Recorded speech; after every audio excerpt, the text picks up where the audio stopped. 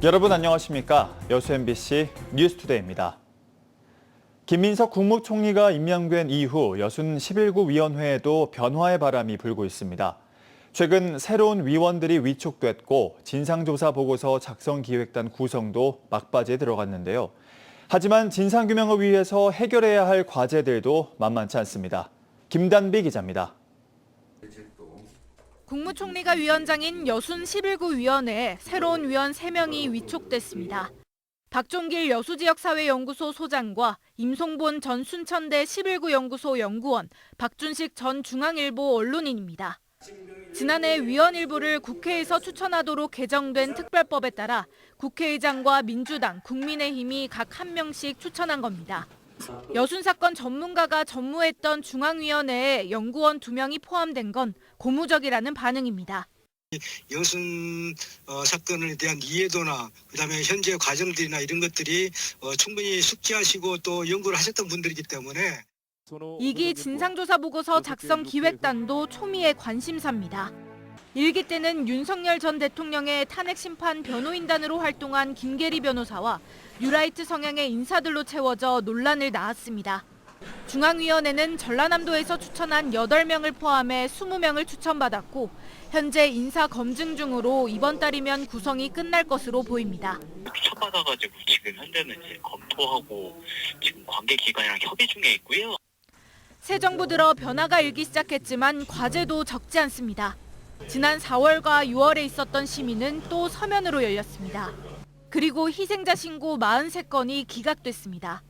새로 위촉된 위원들은 실질적으로 결정을 하는 소위원회에 참여해 회의 방식부터 바꿔나갈 계획입니다. 보고서 작성 기획단의 운영 문제라든지 그리고 앞으로 사전 심의될 내용에서 쟁점이 될 만한 사안들 이러한 부분에 지금 건의를 하기 위해서 새로운 위원들이 참여하는 첫 소위원회는 오는 21일 열릴 예정으로 곧 꾸려질 진상조사 보고서 작성 기획단에도 이목이 쏠리고 있습니다. MBC 뉴스 김담입니다. 지역사회에 큰 반발을 불러왔던 여수 박람회 선투자금 일시 상환 방침이 10년 분할 상환으로 전환됐습니다. 하지만 항만공사의 재정적 부담은 여전히 만만치 않은 상황인데요. 시민단체들도 박람회장 사후 활용이 큰 차질을 빚을 수밖에 없다면서 정부의 정책 변화를 촉구하고 있습니다. 문영철 기자입니다. 지난 윤석열 정부에서 논란이 된 여수 세계 박람회 선투자금 상환 문제. 당시 기재부가 박람회장을 인수한 여수광양항만공사에 정부 투자금 3,658억 원을 한꺼번에 갚으라고 요구했기 때문입니다. 대규모 항의 집회로까지 번졌던 이 문제는 새로운 정부가 출범한 이후 투자금을 10년 동안 분할해 상환하는 방식으로 전환됐습니다. 일단 올해 958억 원을 갚고 이후 9년간은 1년에 300억 원씩 상환하는 겁니다. 항만공사 입장에서는 큰 고비를 넘긴 셈이지만 부담이 줄어든 건 아닙니다. 상환할 돈을 마련하기 위해 채권을 발행하는데 이자로 나가는 비용만 500억 원이 넘기 때문입니다. 지금 최소로 계산했을 때 그 정도인 거고 더 늘어날 가능성이 많죠. 단지 10년으로 나누어서 내라만 된 거지 금액이 변환된 게 없거든요. 여수 지역 시민단체 역시 항만공사의 재정 부담을 우려하고 있습니다. 3,600억 원이 넘는 막대한 돈을 상환하면 박람회장에 투자할 여력이 줄어 사후 활용도 차질을 빚을 수밖에 없다는 겁니다. 또 국제 행사에 들어간 비용을 지역에 떠넘기는 것은 불합리하다며 박람회장에 재투자할 것을 요구하고 있습니다. 어느 국제 행사에 선투자금이라는 방식으로 지방에다가 부채를 떼넘기고 한 행사가 예가 없거든요. 활성화된 이후에 수익금으로 가져가면 박람회장도 살고 정부도 부채를 받아갈 수 있는. 시민단체는 지역 균형 발전 차원에서라도 정부가 전향적 자세를 보여야 한다고 강조하며 지역사회와 대응 방안을 마련하겠다고 밝혔습니다. MBC 뉴스 문형철입니다. 최근 여수에서 불거진 식당 불친절과 잔반 재사용 등을 두고 전남도가 사과하고 개선 대책을 내놨습니다. 김영록 전남지사는 어제 도청 브리핑룸에서 관광 서비스 대전환을 위한 대도민 담화문을 발표하고 음식점과 숙박업소 위생관리 강화, 불편 해결 시스템 구축 등을 약속했습니다. 김 지사는 올해와 내년 전남에서 대규모 국제 행사가 잇따라 열려 방문객이 500만 명을 넘어설 것으로 보인다며 전남 관광의 품격을 끌어올려야 한다고 강조했습니다. 전남도는 안심 먹거리 존 조성, 혼밥 가능 음식점 확대, 불친절 민원업소 특별 위생 점검, 고령 자영업자 대상 위생 컨설팅 등을 추진합니다. 전남 지역 농민들이 정부의 양곡 3만 톤 방출 계획을 철회하라고 촉구했습니다. 전농 광전연맹과 쌀협회 광주전남본부는 어제 성명서를 발표하고 정부가 양곡 3만 톤을 방출해 쌀값 하락을 부추기고 있으면서 수급 안정이라고 포장한다고 지적했습니다.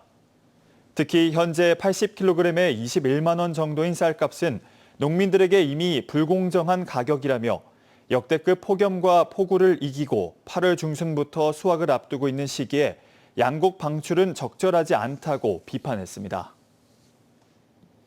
며칠 뒤면 광복 80주년입니다. 우리 지역에는 일본 정부와 전범 기업에 맞서 수십 년 동안 투쟁해온 피해자들이 많습니다. 그래서 윤석열 정권 3년 동안 이뤄진 역사 왜곡과 관련해 더 많이 분노했었는데요. 이재명 정부 역시 아직까진 제3자 변제를 고수하고 있어서 주권을 당당히 행사해야 한다는 지역 내 목소리가 커지고 있습니다. 송정근 기자입니다. 국가인권위원회가 지난 2일 양금덕 할머니가 입원해 있는 병원을 찾아 대한민국 인권상과 국민훈장 모란장을 수여합니다. 인권위는 강제동원 피해자들의 인권 회복에 헌신해온 할머니의 공을 높게 평가했습니다. 이 상은 사실은 윤석열 정부의 거부로 서운 수요가 무산됐다. 정부가 바뀌면서 3년 만에 받게 된 것입니다. 국무회의 안건심사 과정에서 외교부가 이견이 있다라고 하면서 그 수상에 제동을 건 것이 가장 치욕적이고 모욕적인 것 아니었는가 이렇게 생각합니다. 윤석열 정부의 이 같은 행태는 집권기간 내내 이어졌습니다. 윤석열 전 대통령이 취임한 직후 외교부가 강제징용 해법 방안을 마련하겠다며 민관협의회를 출범시켰고 윤 전 대통령은 취임 100일 기자회견에서 일본이 우려하는 주권 침해 없이 강제동원 해법을 찾겠다는 발언을 해 국민들의 분노를 자아내기도 했습니다. 일본이 우려하는 그런 어떤 주권 문제에 충돌 없이 채권자들이 보상을 받을 수 있는 그런 방안을 지금 깊이 강구하고 있는 중입니다. 이후에도 미쓰비시 국내자산 강제 매각과 관련한 대법원 판결을 막기 위해 의견서를 보내 판결을 지연시켰습니다. 그러던 중 윤석열 정권은 23년 3월 제3자 변제안을 발표했습니다. 가해 국가가 아닌 한국 기업이 대신 보상금을 지불하는 제3자 변제안을 놓고 시민단체들은 윤석열 대통령은 어느 나라 대통령이냐며 비판했습니다. 또 이를 역사 쿠데타로 규정한 시민 모임은 모금운동에 돌입했고 외교부의 법원 공탁까지 좌절시키기도 했습니다. 윤석열 너다가 제발 양심 옳게 쓰고 우리를 도와주라고 그래. 그래야 양심이 옳은 사람으로 보아줄 것이니. 이재명 정부는 양금덕 할머니에 대한 소원은 재개했지만 실용외교를 강조하며 강제동원 제3자 변제안은 아직 철회하지 않고 있습니다. 미쓰비시 중공업의 국내자산 현금 매각에 대한 대법원 판결도 아직 내려지지 않고 있습니다. 미안의 정의이자 선택적 정의만 이루어지고 있다는 비판이 나오고 있는 가운데 이재명 정부가 향후 대일 정책을 어떻게 펼쳐나갈지 국민들이 지켜보고 있습니다. MBC 뉴스 송정근입니다. 전라남도는 광복 80주년을 맞아 전국 최초 도민 공모를 통해 항일 독립유산 8건을 전남 문화유산으로 지정했습니다. 지정된 항일 독립유산은 여수 거문도 항일 유적과 광양 매천 황현 생가와 묘소, 고흥 만경암 항일 의병 전적, 화순 양회일 항일 의병 유산 등입니다. 전남도는 지정유산의 안내판 설치와 기록화, 정기 점검 등을 통해 보존 기반을 강화하고 다큐멘터리와 방송 제작을 통해 살아있는 문화유산으로 발전시킬 계획입니다.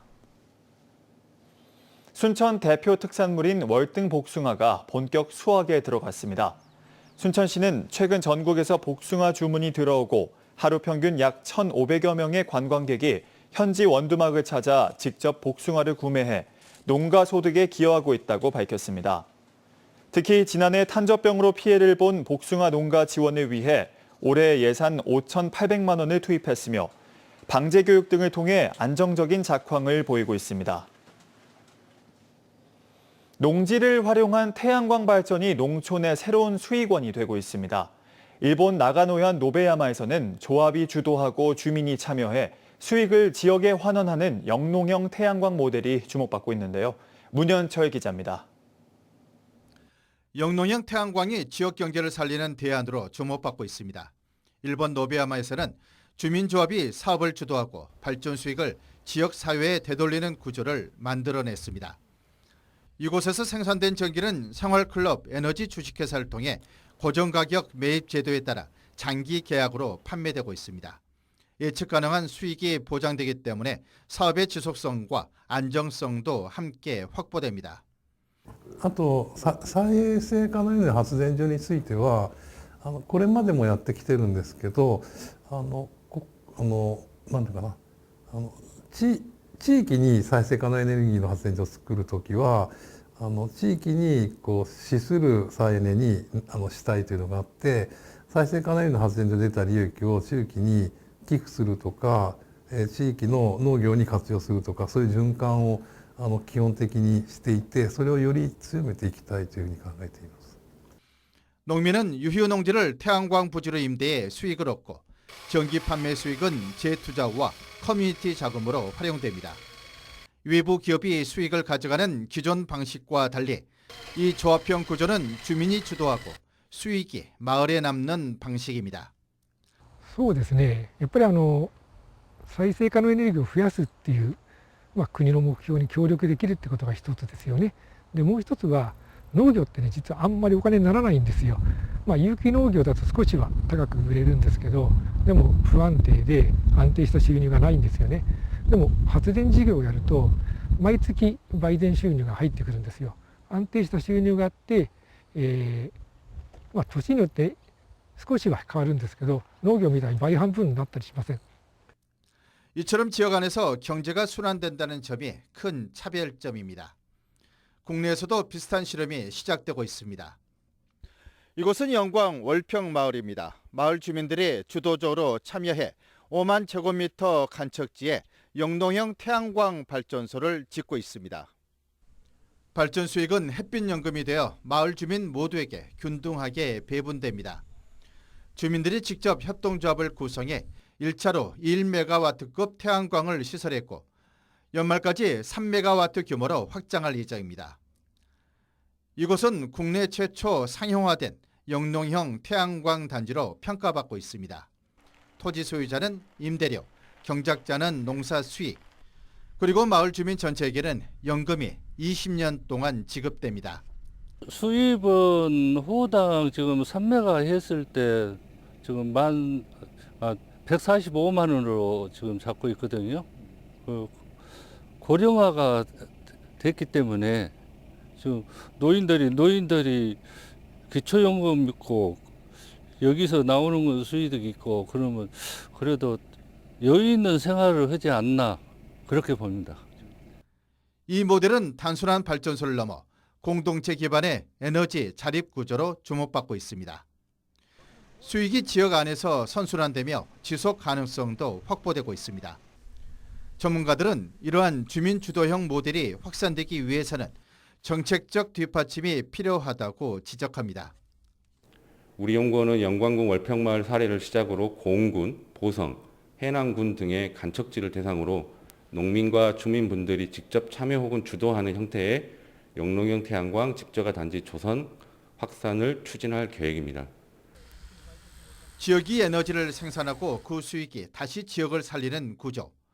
일본 노베야마와 영광 월평마을은 그 가능성을 보여주고 있습니다. MBC 뉴스 문현철입니다.